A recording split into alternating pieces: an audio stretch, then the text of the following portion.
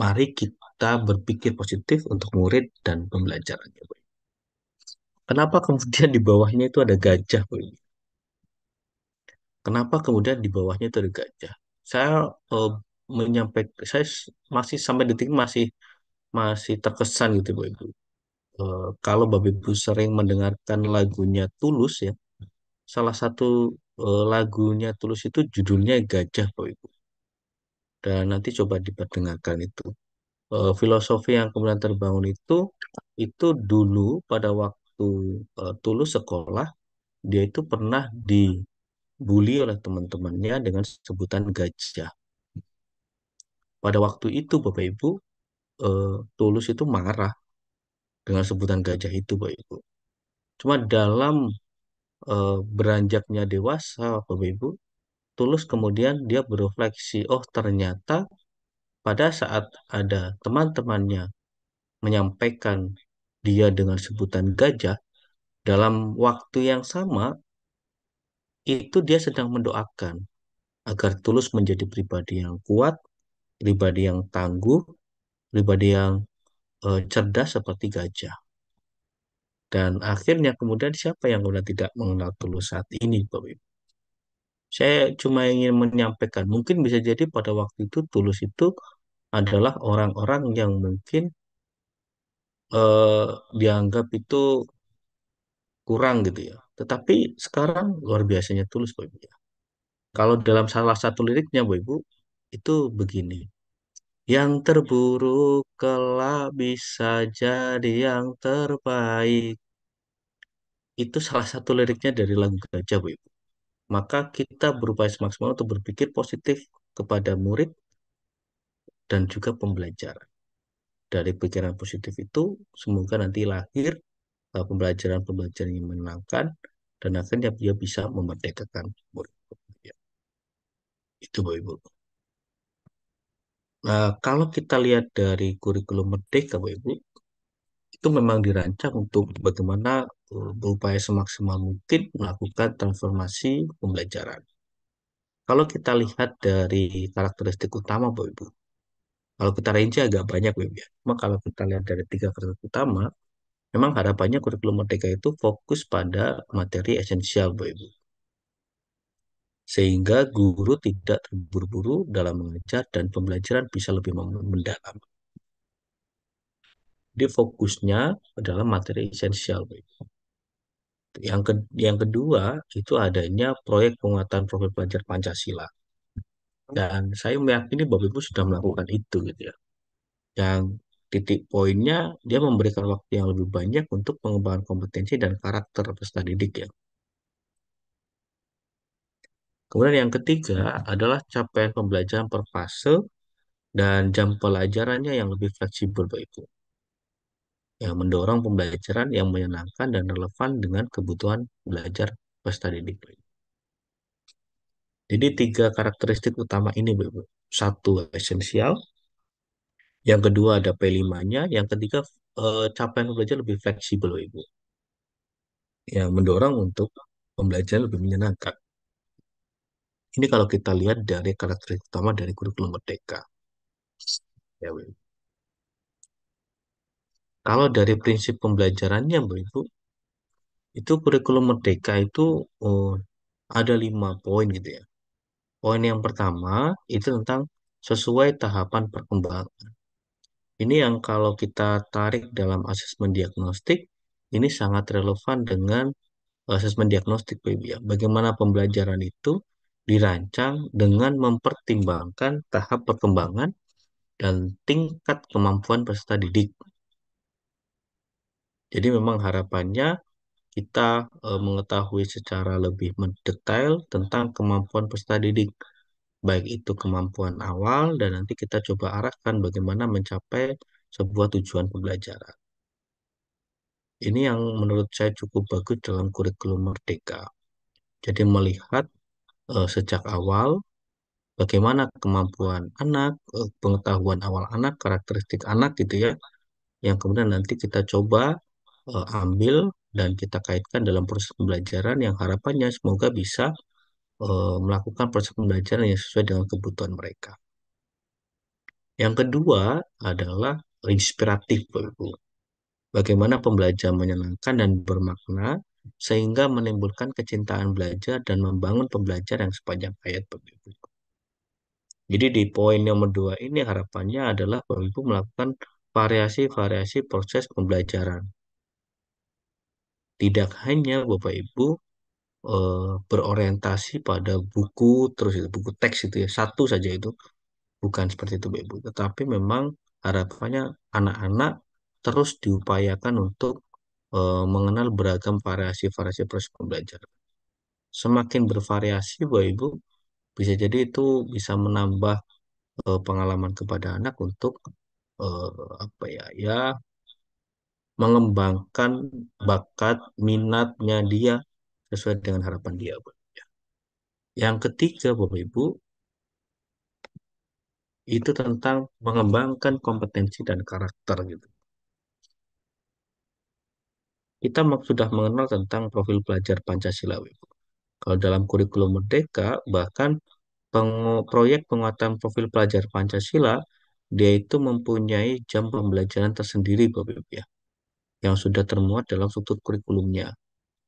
Dan ini menjadi poin yang cukup luar biasa di dalam kurikulum Merdeka, yang akhirnya kita bisa membuat sebuah proyek yang meningkatkan karakter anak gitu ya. Yang karakternya nanti dikaitkan dengan profil pelajar Pancasila.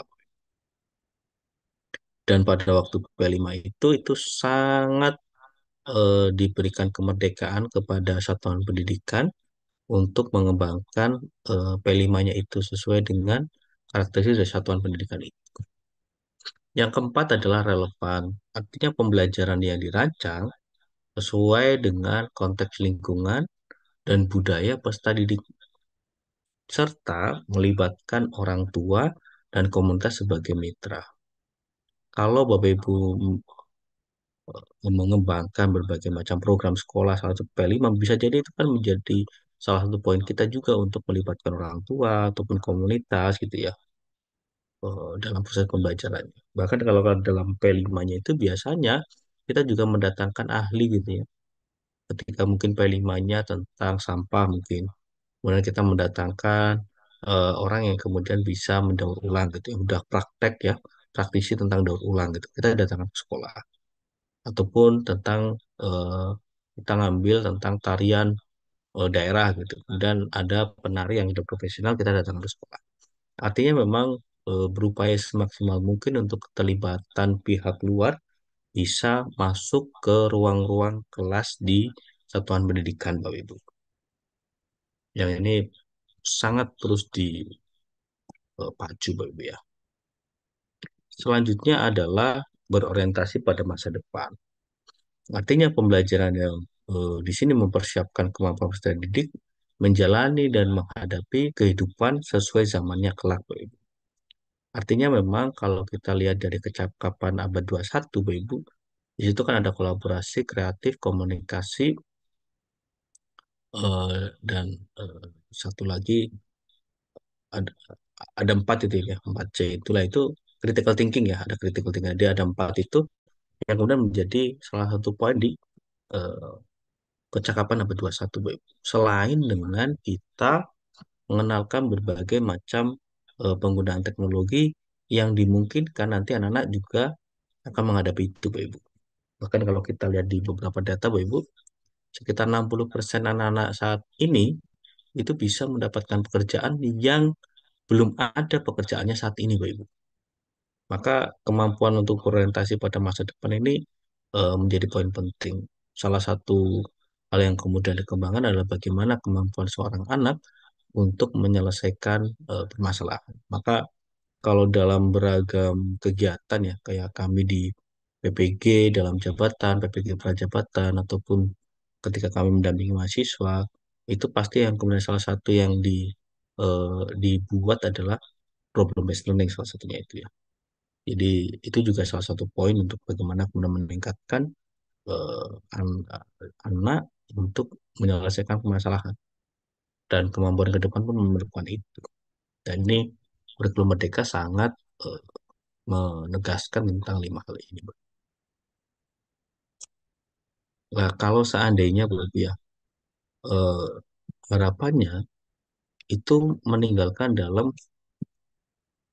5 poin ini, Bu. Sebentar. Satu adalah membuat pembelajaran mengikuti buku dengan mengabaikan kebutuhan peserta didik. Ini yang kemudian perlu dihindari dan sangat relevan dengan asesmen diagnostik, Bu Ibu. Jadi, fokus utama kita adalah kebutuhan peserta didik, bukan mengikuti buku, Bu Ibu. Buku itu salah satu referensi dan kita bisa mengambil dari beragam buku boleh.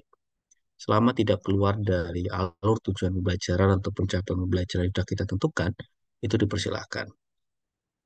Dan poin utamanya kita sebenarnya adalah memenuhi kebutuhan peserta didik, Bapak Ibu. Dan ini yang kemudian kita perlu terus ya, refleksikan terus di kelas-kelas kita, Bapak Ibu. Yang kedua adalah interaksi dengan peserta didik hanya memberikan dan menagih tugas, Bapak Ibu. Ini yang kemudian kita juga perlu untuk eh, berefleksi kembali, Bapak Ibu ya. Apakah di ruang kelas kita hanya memberikan tugas dan menagih tugas saja? Padahal sejatinya harapannya guru dan peserta didik itu terus kemudian komunikasi secara intensif untuk proses pembelajaran.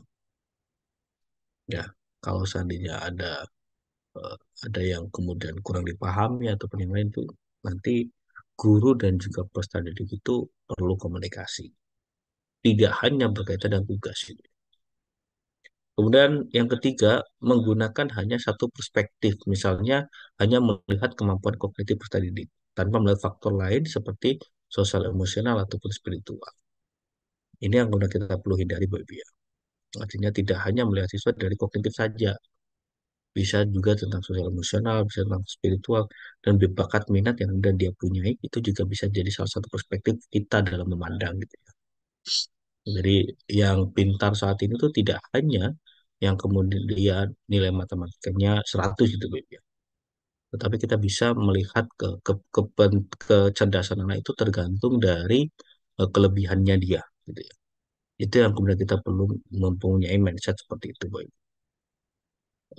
Bahkan dulu gitu ya, dulu kalau saya lihat pada waktu di zaman sekolah dasar dulu, Bapak Ibu, saya itu sempat dicap sebagai anak yang cerewet, Bapak Ibu. Saya masih ingat itu. Jadi pada waktu penerimaan rapot, ibu saya itu menyampaikan bahwa pada waktu dia menerima rapot, guru saya itu bilang bahwa anak ibu itu cerewet gitu. Dan itu menjadi refleksi saya juga, Bapak Ibu. Ternyata mungkin anak itu punya bakatnya masing-masing gitu ya. Dan kalau seandainya mungkin pada waktu di anak usia SD itu dia mungkin cerewet, mungkin bakatnya mungkin di salah satunya berkaitan dengan berbicara, kan bisa jadi seperti itu ya. Itu, Boy. Dan yang keempat adalah kegiatan pembelajaran searah tanpa adanya pendampingan dan pemberian manfaat, Boy. Di kurikulum Merdeka sangat memperhatikan tentang faktor refleksi. Apapun yang kemudian kita lakukan, kita patut untuk melakukan refleksi, Bapak Ibu. Terutama kalau seandainya di akhir pembelajaran, refleksi pasti dilakukan. Refleksi untuk apa? Untuk kita memperbaiki proses kegiatan selanjutnya. Apakah proses yang kemudian kita lakukan saat ini itu sudah cukup bagus atau belum, Bapak Ibu? Kalau seandainya belum, kita minta bantuan kepada siswa. Belumnya di mana? Maunya seperti apa? Segala macam. Nah, itu yang kemudian kita perlu untuk mengambil aspirasi itu untuk melakukan proses pembelajaran, perbaikan proses pembelajaran di hari berikutnya, Web. Refleksi itu. Kemudian yang selanjutnya proses belajar bertujuan tes atau ujian akhir, serta pembelajaran dengan kegiatan yang sama dari tahun ke tahun dengan soal tes dan ujian yang sama. Nah, ini yang kemudian kita perlu untuk refleksi juga, Bu Ibu ya. Jangan-jangan soal tes kita itu dari tahun yang ke tahun itu sama gitu, ya. Ataupun dalam proses pembelajaran kita eh, sangat berpikir untuk apa ya, ya endingnya ada soal gitu ya. Endingnya evaluasi harus ada soal gitu. Padahal sejatinya juga tidak ya. Tergantung dari tujuan pembelajaran yang nanti akan dicapai gitu. Kalau ada tujuan pembelajarannya tentang drama katakan, hasil akhirnya kan pentas drama itu sudah cukup. tidak harus berorientasi dengan tes gitu. Dan ini yang kemudian variasi-variasi proses pembelajaran yang perlu kita lakukan. Yaitu membuat pembelajaran mengikuti buku, tolong dihindari. Interaksi hanya memberikan tugas itu juga dihindari. Menggunakan hanya satu perspektif dihindari. Pembelajaran searah juga sama, Ibu. Proses belajar berorientasi tes itu juga dihindari, Bu. Maka kadangkala itu saya melihat itu masih ada beberapa guru yang kemudian dia datang, kemudian dia kemarin halaman berapa? 10, oke sekarang kita kerjakan halaman 11, ditunggu setelah itu kemudian eh, sudah selesai, dicocokkan halaman 11, setelah itu kemudian istirahat ataupun pulang. Seakan-akan tidak ada makna dalam proses pembelajaran yang dilakukan. Maka harapannya sebenarnya eh, poin poin yang penting juga itu adalah pembelajaran membaca aktivitas gitu ya. Aktivitas gitu. Baik itu dia praktek sesuatu, baik itu dia melakukan sesuatu, tapi ada aktivitas yang dilakukan. Tidak hanya kemudian dia eh, mengerjakan soal itu, aktivitasnya. Buatlah ruang-ruang untuk anak bereksperimen, untuk anak-anak untuk berdiskusi, anak-anak untuk mencoba sesuatu yang bisa memberikan pengalaman bermakna buat anak. Dan itu yang kemudian perlu dipertegas dalam kurikulum Merdeka ini.